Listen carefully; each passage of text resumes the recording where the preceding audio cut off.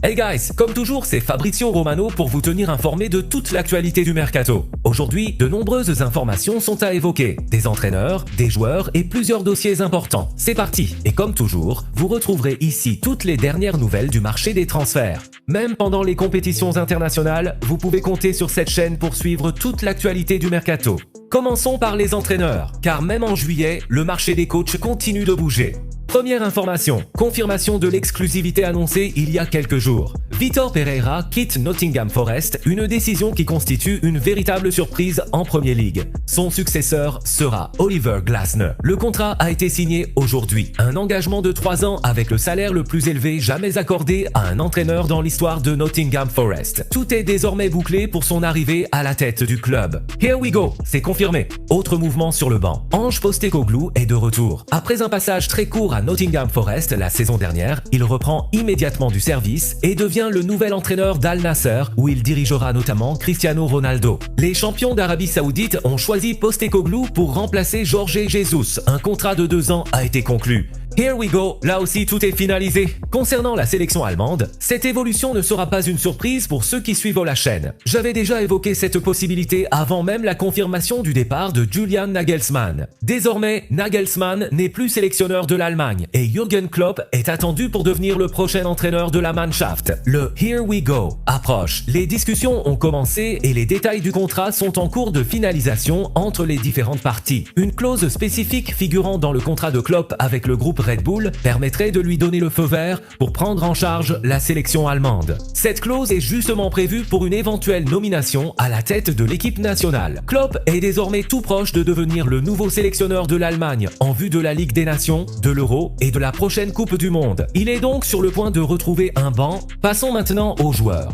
Je suis heureux que vous suiviez la chaîne, car ceux qui regardent régulièrement mes vidéos savent que depuis plusieurs semaines, je répète que toutes les rumeurs annonçant un transfert d'Enzo Fernandez au Real Madrid étaient fausses. Il n'y a eu aucune discussion, aucune négociation, aucun accord sur les conditions personnelles et aucun contact avec Chelsea. La seule chose qui s'est réellement produite est une réflexion interne du Real Madrid concernant plusieurs profils de milieu de terrain. Toutefois, le club madrilène ne recrutera aucun nouveau milieu tant qu'un joueur n'aura pas quitté l'effectif. La stratégie est claire. Vendre d'abord un milieu de terrain avant d'en recruter un autre. À aucun moment le Real Madrid n'a entamé de discussion avec Chelsea pour Enzo Fernandez et le club n'a jamais eu l'intention de le faire. Aujourd'hui, le Real Madrid a d'ailleurs publié un communiqué officiel confirmant qu'il ne recrutera pas Enzo Fernandez. Le club affirme que toutes ces informations étaient de fausses rumeurs, qu'aucune négociation n'a jamais eu lieu et qu'Enzo Fernandez ne rejoindra pas le Real Madrid. Cela confirme exactement ce que j'explique depuis plusieurs semaines. Beaucoup d'entre vous me demandent également si Enzo Fernandez pourrait rejoindre Manchester City. D'après les informations dont je dispose, Manchester City ne négocie pas non plus pour le milieu de terrain de Chelsea.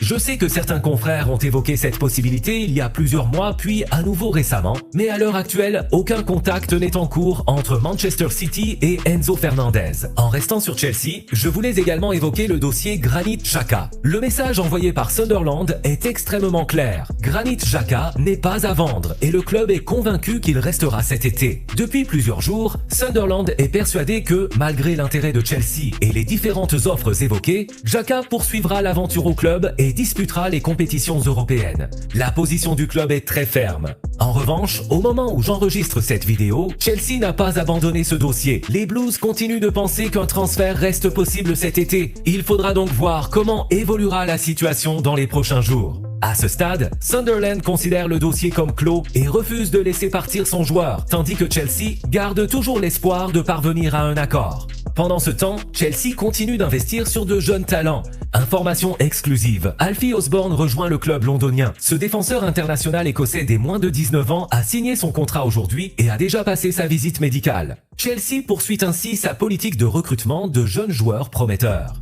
Le club continue également de travailler sur le dossier Pep Chavaria, le latéral gauche du Rayo Vallecano. Les discussions se poursuivent et d'autres informations arriveront prochainement. Direction maintenant Barcelone puis Amsterdam. Here we go! Marc-André Ter Stegen va quitter le FC Barcelone pour rejoindre l'Ajax sous la forme d'un prêt. Il n'a jamais été question d'un transfert définitif, notamment en raison de son salaire, qui rendait une telle opération impossible pour le club néerlandais. La L'accord est désormais trouvé pour un prêt. La majeure partie de son salaire sera prise en charge par l'Ajax. Le gardien attend désormais sa visite médicale ainsi que la signature officielle de son contrat. Il ouvrira ainsi un nouveau chapitre de sa carrière sous les ordres de l'entraîneur qui souhaitait le recruter depuis longtemps, avec un rôle également important joué par Jordi Cruyff dans la réalisation de cette opération. Autre transfert désormais bouclé, Nathan quitte Manchester City pour rejoindre Fenerbahçe. L'accord est conclu pour un montant de 7 millions de livres sterling auxquels pourront s'ajouter 1,5 million de bonus. Fenerbahçe a déjà annoncé l'arrivée du joueur alors que Manchester City ne l'a pas encore fait. La raison est simple, quelques détails concernant les modalités de paiement restent encore à régler entre les deux clubs. Mais Fenerbahçe considère que tout est désormais en place, aussi bien avec le joueur qu'avec Manchester City. L'accord verbal est total et Nathan sera bien un joueur de Fenerbahçe cet été. Pour terminer, parlons de Crysencio Summerville. Ces dernières heures, plusieurs informations faisaient état de discussions avancées entre Manchester United et l'ailier néerlandais.